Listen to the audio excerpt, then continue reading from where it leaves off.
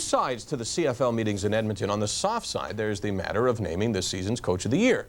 On the serious side, there is the pressure being exerted by the Players Association over the issue of Canadian player quotas as the CFL prepares to move to the United States or into the U.S. So far, the Board of Governors has made no decisions, but the Players Association wants an answer. And as Ken Schillebeck reports, they want it now.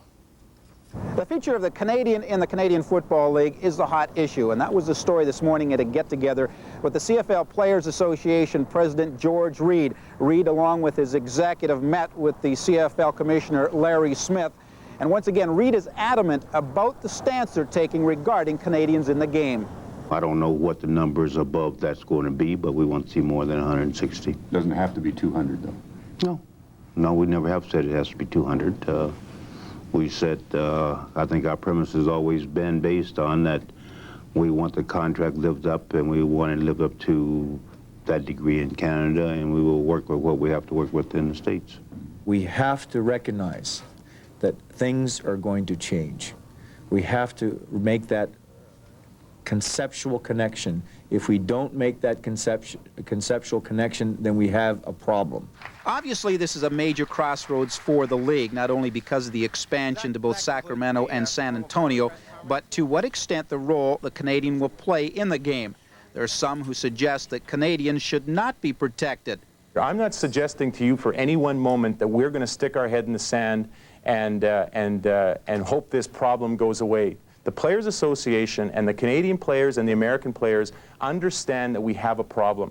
They see that expansion is probably fundamental to the success of the Canadian Football League. I mean, we're not taking a position of ignorance here. I think it's important to the fabric of the game is that we have a true Canadian representation in Canadian football. I think it's also important, however, that people recognize the importance of our ability to compete, and compete even if we have smaller numbers of people. But those people who do compete can compete at the same level.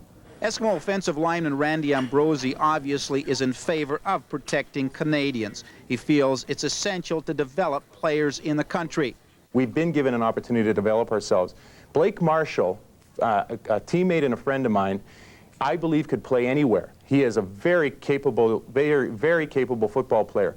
But let's remember that Blake Marshall didn't come into the Canadian Football League the player he is today. Blake has developed into I think one of the great players in this game, regardless of country or league.